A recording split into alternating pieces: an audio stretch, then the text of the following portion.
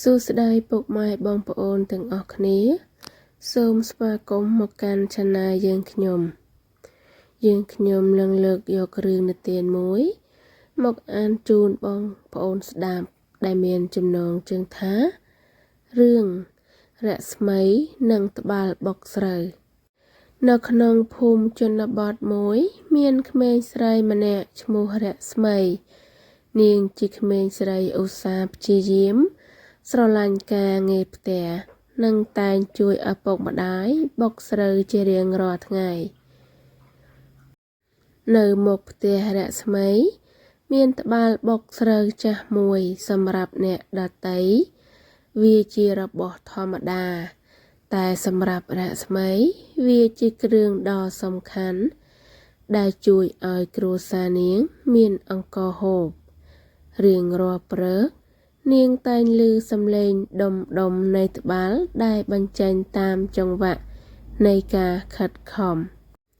ថ្ងៃមួយរស្មីឃើញមិត្តភក្តិខ្លះសើចលេងហើយនិយាយថាការបុកស្រូវជារឿងលំបាកនិងហួសសម័យពួកគេអួតពីម៉ាស៊ីនទំនើប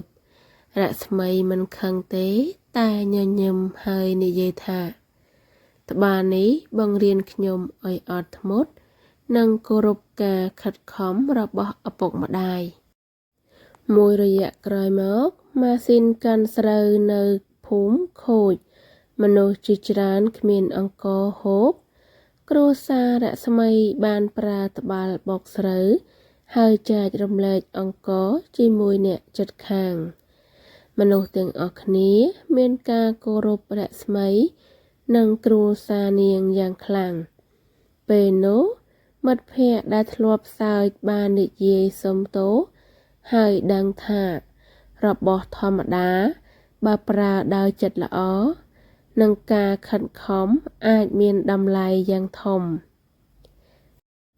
អត្ថន័យនៃមេរៀនគឺកុំមើលងាយការងារសាមញ្ញការខិតខំអត់ធ្មត់និងការចែករំលែកគឺជាគ្រឿងអលង្ការពិតនៃជីវិតរឿងនិទាននេះត្រូវបានបញ្ចប់សូមអរគុណពុកម៉ែបងប្អូនដែលបានចូលរួមស្ដាប់សូមជួយចុច like share និង subscribe ដើម្បីទទួលបានរឿងថ្មីជារៀងរាល់ថ្ងៃសូមអរគុណ